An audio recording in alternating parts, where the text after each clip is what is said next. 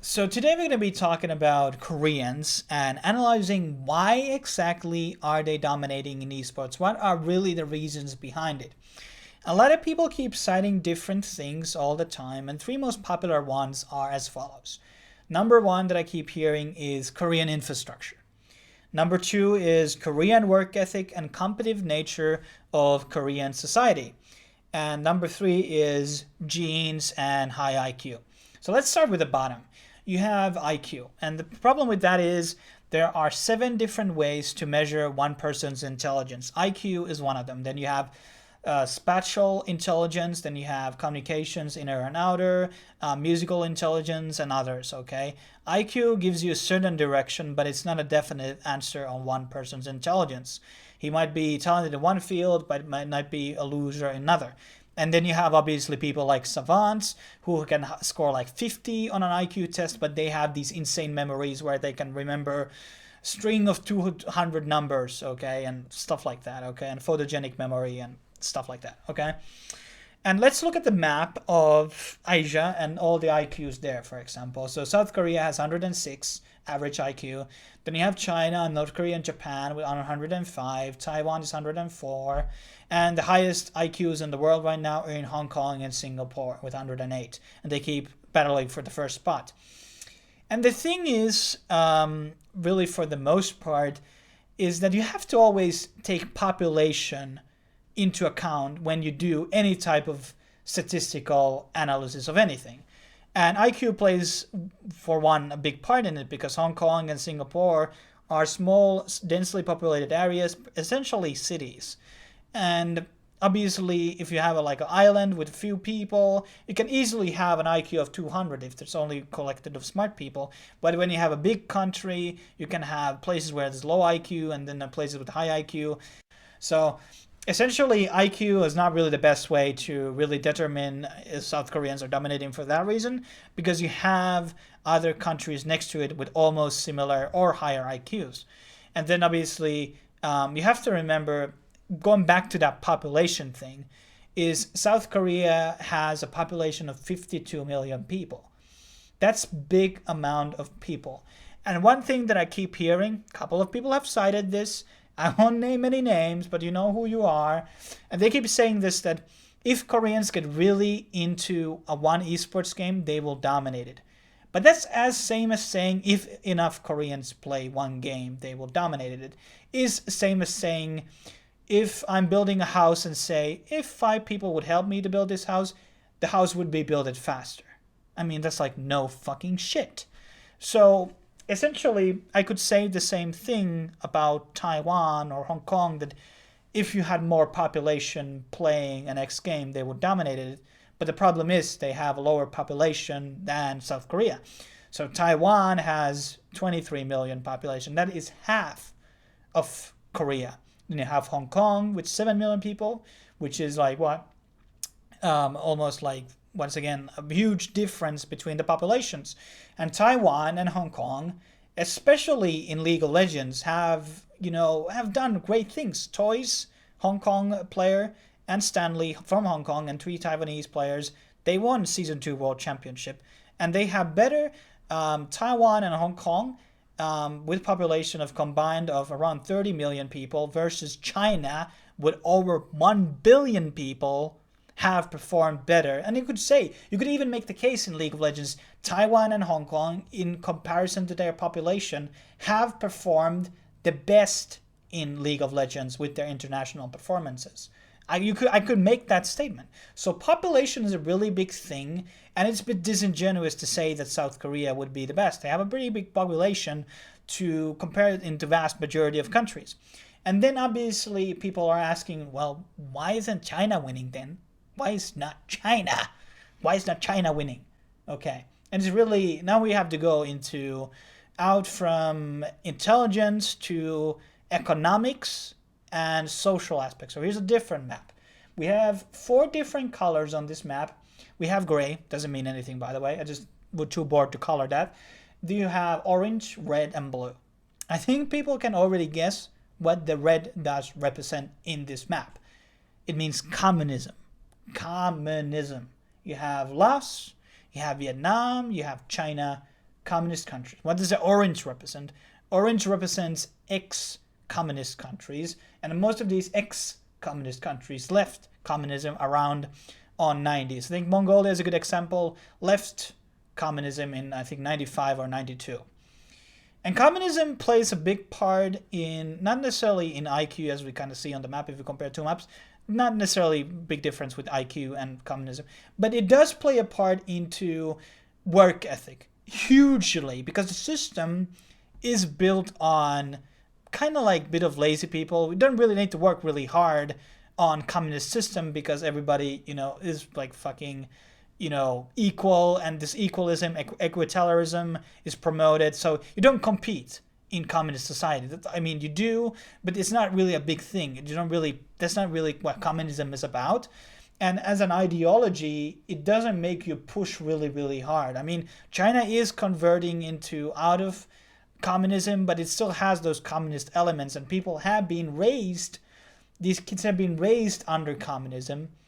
And some place like Mongolia would have better esports scene, a better esports player if they never went into communism. It was also a fact that communism had a huge negative impact on economy. And this obviously plays into accessibility of playing esports games. China also had a big ban on consoles, so they couldn't go into competing on fighting games. They had also other games banned on China.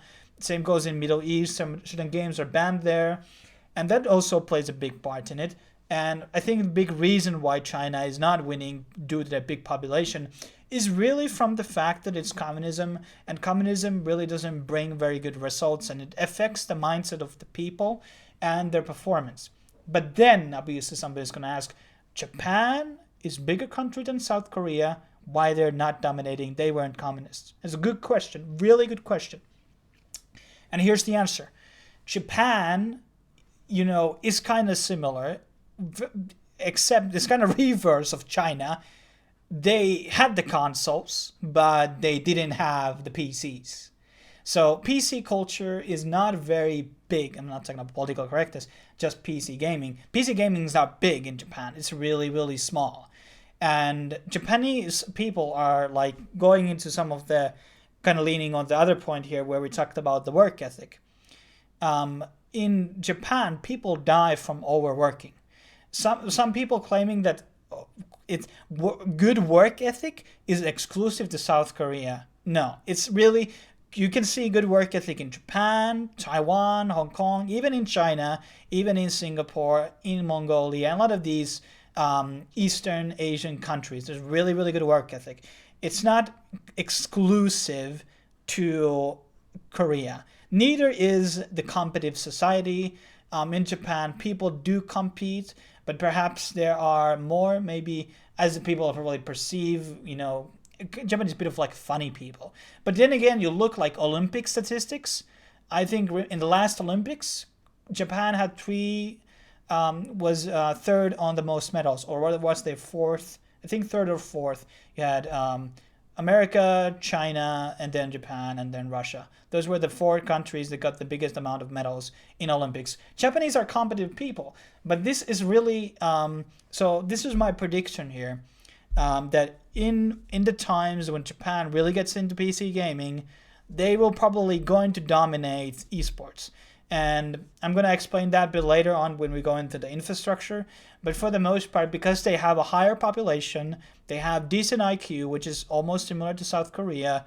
I think they're going to really perform really, really well on esports. But it's just if they're going to come to the PC gaming culture, right? If they're going to come here. Because that's a really big part, if. And they're really good performances on these fighting games. You have Daigo, who is pretty much, as many people say, the best Street Fighter player of all time. And the guy is like fucking 35. I mean, he's not winning like every tournament, but the guy is 35. So it's like his reflexes and everything, maybe not as good as we was a kid. But you could say that he is one of the best players in fighting games. And then you have other games. You have good Smash players from Japan and other games, and essentially. And let's look at the other map, and this is a League of Legends map, and this is another good example of why Korea is dominating, and really comes down to the populations once again. out of the rank, this is the correlation of ranked players by region, and Korea is number one. They have, I would say, Korea has bigger player base also in total than North America, for example. And a good example is like here, once again, this is why Japan is not dominating. Dude, they have 0.67%, not even a 1% of the total split of players, which means that Japan has 127 million people living on the country, and then you have Turkey with 74 million people, 50 million people less, and Turkey has 10 times more people playing the fucking game than in Japan, okay? A country that probably has much less money on people like in average to have computers to play games and etc. So it just shows you the problem with Japan not being number one in esports is really about not having enough players playing the game. And this goes back into South Korea. You have like Brood War, and the Koreans dominated in it. But why? Because Brood War sold the most copies to South Korea. StarCraft 2, however, I wasn't able to find the numbers, but it didn't sell as much in South Korea. And in that game, they're dominating for sure. And this time it's not about the population. But then again, nobody in Asia, Japan, Mongolia, China, Taiwan, Hong Kong, Singapore, they don't play StarCraft 2. They don't play StarCraft 1, right? Because those people could be the best ones to really challenge Koreans on StarCraft, but they don't play it. They don't play it. Then you have Warcraft 3. And this is a bit of a disputable thing. In my opinion, when I look at statistics, look at the winnings, China is number one at Warcraft 3. Some people keep citing that Moon is better or best, but he didn't win. The last international Warcraft 3 tournament, the Ting Invitational, 3 Chinese people were placing top 3. So let that sink in. Not Koreans on top 4. Not Koreans on top 4. But anyhow, then you have obviously Hearthstone. If I recall right, Koreans haven't won the BlizzCon. But they're performing well, but they're not the best. There are a lot of other people. But then again, that game is full of RNG and shit like that. And obviously, Koreans are not really playing on Dota, but this just really goes back to my point. Well, China and East Asia are dominating Dota 2. Why? Because the biggest player bases are from there. It's not inherent necessarily to the society. Player base plays a fucking big part in this. And that's something we have to understand. Okay? And obviously, we have to talk about the Korean infrastructure, okay? And I want to touch upon on society as well. One of the things that people have also talked about, which I kind of forgot to mention, because a lot of people don't talk about it, but a lot of Koreans have cited about the big brother culture where the younger person will respect the elder and, you know, he will fall in line when the elder says, like, this is going to be our strategy for this game, and others will follow it. And while as in West, people don't have this respect culture in the same way as in Asia, so that may play like a big part on why Koreans can maybe have a better leadership. And if like the coach on League of Legends or Dota 2 has a good macro strategy, there's a higher chance that they will listen to coach and execute that strategy, while in the West they probably wouldn't. And that is a really like a big point, which is probably something that may not exist in Japan or Taiwan or Singapore as much, the big part of the culture. Then there's the infrastructure thing. Obviously, Koreans have been around for a very long time, and they have PC banks are probably the biggest infrastructure point.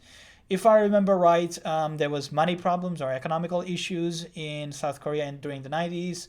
I mean, recession. So essentially, people didn't have the money to buy PCs.